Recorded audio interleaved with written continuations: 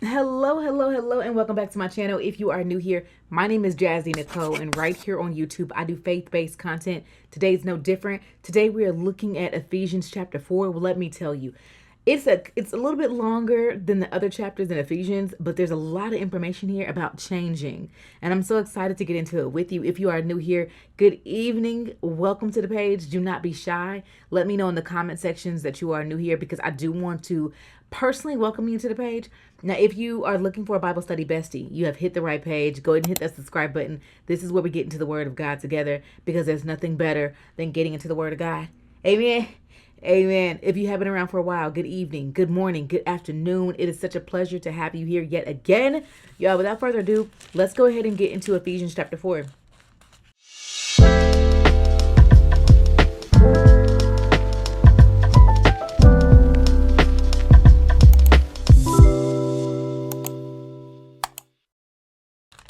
All right, so you already know how we do. We do need to invite God into our conversation. So, dear Heavenly Father, God, we thank you. We thank you so much for your owner's manual, your word, your resource. As we read your word today, Lord God, we ask that distractions are eliminated, that we focus solely on you and what you have for us today. God, please share your godly wisdom with us. Give us your insight on what you want us to pick up off of and glean off of, Lord God. God, we are so grateful for the opportunity for fellowship, for your word, your owner's manual, what you left right here. And we are grateful and thankful. In Jesus' name we pray. Amen. All right, so boom. Let's get into it. Now, starting off, I feel like Ephesians chapter 4 is pretty straightforward, but I think when I was reading it, there's a lot of things that were reminding me of society today. Were there a lot of things when you read Ephesians chapter 4 that you could tie to what you may be experiencing or seeing in society today? For me, there was quite a bit, and I honestly, I can't wait to share those thoughts with you. So, verse number 4, as a reminder, Ephesians is written by an apostle named Paul. Paul, we know a lot about Paul from the book of Acts. We know that Paul was originally a man whose job was to persecute Christians. However, God corrected him on his way to Damascus and turned him into this powerful and dynamic servant of God, this powerful and dynamic man who shares the word of God. We know that the book of Ephesians is more of an encouragement, less than an open rebuke to the church of Ephesus. We understand from our previous readings that this book of Ephesians may have been written to the church in Ephesus or just the area of Asia Minor in general. We understand that where the church of Ephesus was located, there was a lot of things going on around that church, not necessarily 100% in it, but around the church that was sinful. We understand that there was a society, a community of people who worshiped a god of fertility named Artemis. And so there was a lot of sexual immorality occurring around the church of Ephesus. And so these people were literally battling, following God and the world. So he sent them encouragement. And this encouragement is transferable because we can gain a lot from reading the book of Ephesians. All right, let's go forth. So verse number 1 says, "Therefore I, a prisoner for serving God." And that's Paul talking about he is a prisoner for serving God, meaning this is his, he has to. He can't not do it, right? He has to do it. He's a prisoner for serving the Lord. He said, "I beg you to lead a life worthy of your calling." I beg you, I implore, I strongly ask. He is literally laying his heart down. Listen, God has called us to do something.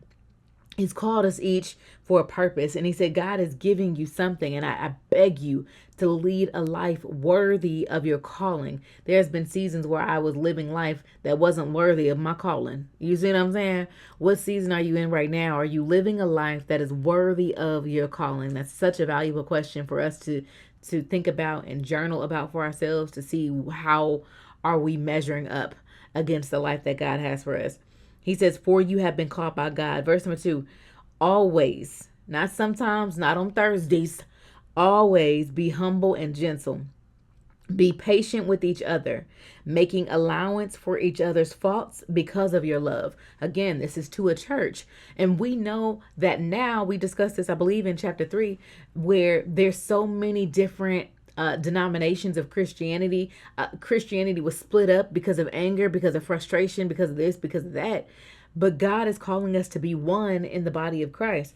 And so he's saying, listen, I implore you, I recommend that you give each other grace for their faults, because none of us are without fault. Then he says, verse number 3, make every effort to keep yourselves united in the spirit. Make every effort to have fellowship with other people. Are we inviting other Christians into our space, or are we sheltering off? Because this ain't no closed group, right? This ain't no closed group. God didn't have a sign on the door that said boys over here, girls over here, right? Lace fronts over there, braids over there. He didn't have that. He wants unity. Okay, so boom. He says, binding yourself together with peace. Verse number 4. He says, for there is one body, one spirit, just as you have been called to one glorious hope for the future. We are combined. We all have a goal. We are literally the body of Christ. We all have a goal. Verse number 5. There is one Lord. There is one faith. There is one baptism. There is one God and Father of all. There's just one. That's it. That's it. Body of Christ. There's just one. He says, who is all over, in all, and living through all. I thought that was so fire to just read. There's one God, one Father of all. That Father of all, our God, is over everything. He is in everything. And he is living through everything. Listen, that verse is so powerful. Verse number 7. However, he has given each of us a special gift, referring to spiritual gifts, through the generosity of Christ, because we're all unique in the body of Christ. We all play our roles in the body of Christ. What spiritual gift has God given you? Right? We talked about that, I believe, in the book of Acts or the book of Romans, when we talked about spiritual gifts.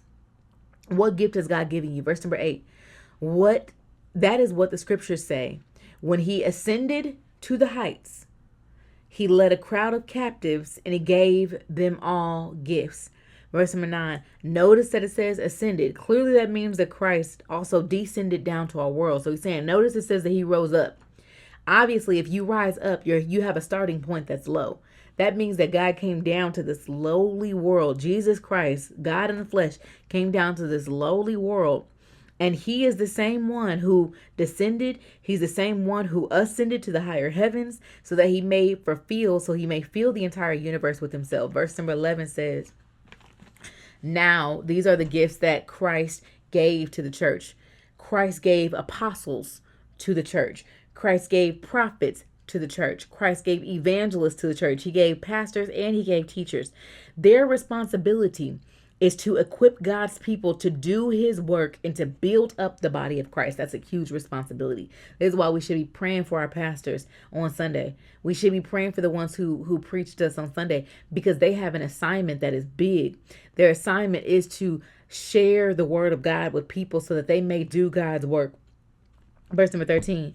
This will continue until we all come to such unity in our faith and knowledge in God's Son, and we will be mature in the Lord, measuring up the full and complete standard of Christ.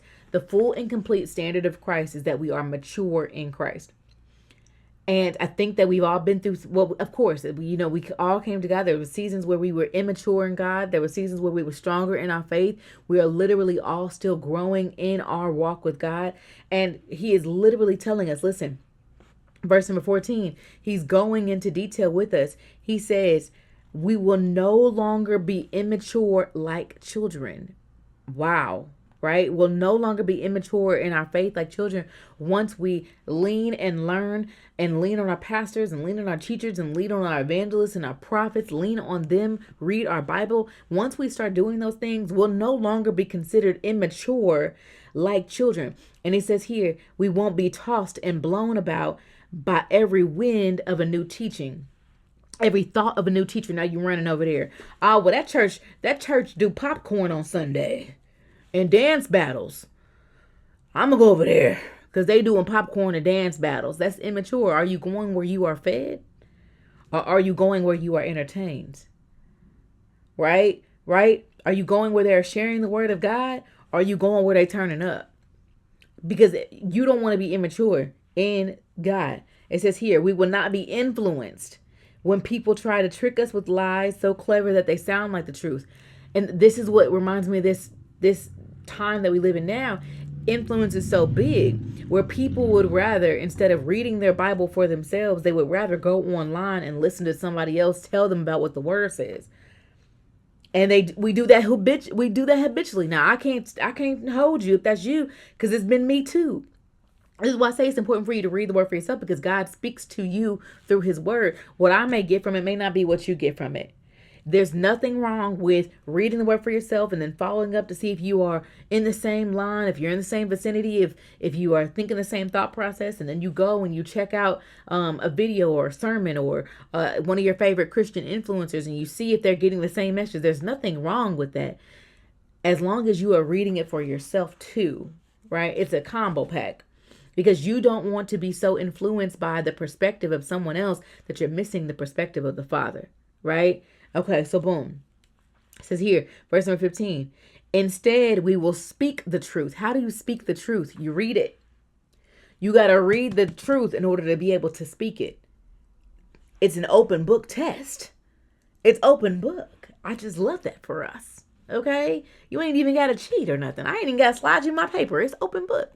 Okay, so boom. He says here, growing in every way more and more like Christ. Ain't that the goal?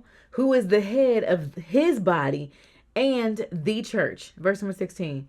And he makes the whole body fit together perfectly. You don't have to worry about not fitting in, because our Heavenly Father makes the whole body fit together perfectly. It's perfect. It's the perfect puzzle. Then it says here, as each part does its own special work, it helps the other parts grow so that the whole body is helpful and healthy and growing and full of love. Wow. Doesn't that put some power behind your calling, behind your spiritual gift? Doesn't that? To me, that does. That puts so much importance behind your spiritual gift. What is your spiritual gift? What is God calling you to do in this season? Seek him on that. Seek your Heavenly Father on that. Verse number 17. With the Lord's authority, I will say this. He said, listen, with the Lord's authority, he said, I'm cool to say it. I'm just going to tell you what the Lord said. He said, listen, live no longer like the Gentiles do. Don't live like them. Don't live like them, for they are hopelessly confused. Hopelessly confused? That means there's no chance. You're just going to be lost. Take your glasses off. You can't even see nothing for real. Hopelessly confused, right? Then he says, verse number 18, their minds are full of darkness. They wander far from the life God gives, because they have closed their minds and hardened their hearts against them. Have you been like that? Baby, I have. I've been like that. I've hardened my heart against God. Baby, I done came to God 3 times. One time when I was younger, strayed. One time when I was like in my 20s, strayed. And now. Right? So I can't even shame you. That's been me too. But listen, we're here now. It says, listen.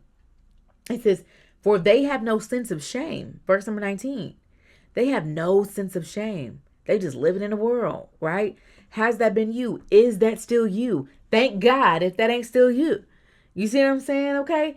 They live for lustful pleasures and eagerly practice every kind of impurity. Remember what we said, the society that he's writing to the church of Ephesus, but the society that they're living in, that's how they worship. They worshiped with sexual immorality. Sexual acts is what they did to worship this God of fertility.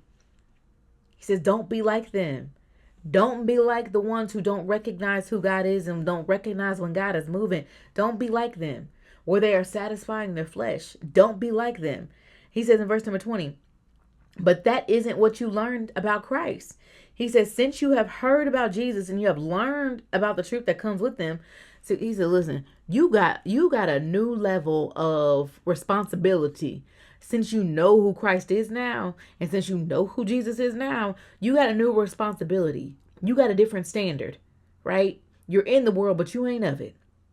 Yeah, that's not you. Yeah, you got to move different. He says, listen, throw away your old sinful nature, your former life, which was corrupted by lust and deception. Toss it. Toss it. Throw it away, baby.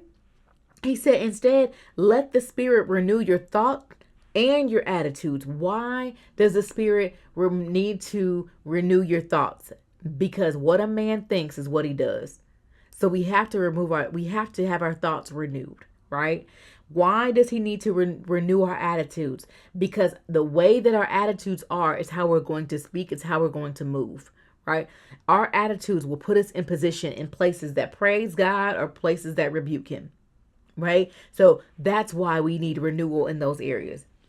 Verse number 24, put on your new nature. He says, listen, put on the new disposition that God gave you. Put on the new attitude, the new thoughts, the new clothes, the new moves, the new mindset that God gave you. Put that on.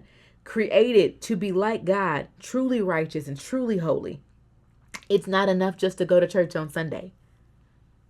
We want to be renewed, top to bottom, right?